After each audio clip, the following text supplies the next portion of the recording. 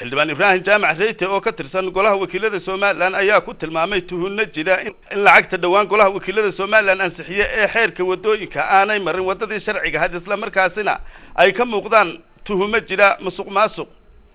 xildhibaanku waxa uu sidaasi u sheegay xog wareysi kooban oo uu Hon Cable TV ku siiyay xarunta golaha wakiilada Soomaaliland. kulmiye wuxuu lahaa program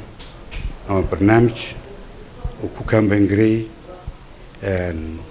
waxay barnaamijkaas ku saleysnaa mabaadi iyo aragti oo xisbigu qabay hase yeeshee xukuumaddiisu si toosa ayay uga wacatay barnaamijka xisbiga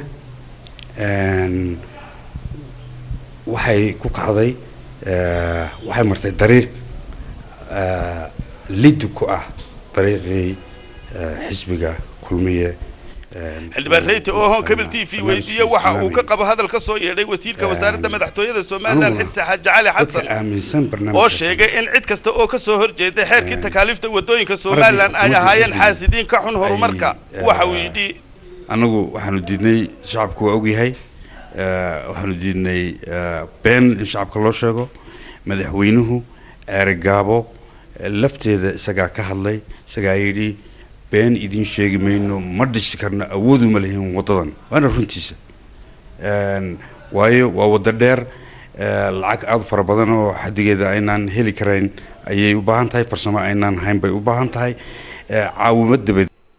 xildhibaan Reeyte oo Hon Cable TV weydiiyay bal sida uu u arko in axsaabta mucaaradka madaxdooda loo diido goobaha jaamacadaha iyo lagu kulmo oo wax laga naxo 8 sanadood ayaa Axmed Maxamed Maxamuud waxa mucaarad waligii looma diidin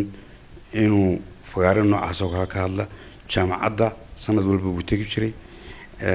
waa lagu sharfi jiray iyadoo madaxweynihii markaa joogay uu joogay oo goob joog ahaa maanta waxa muuqanaysa marka ay xukuumaddu tiraahdo annaga mooyee cid kale dalka ma jirto in ay dhaawacayso midnimadii dalka.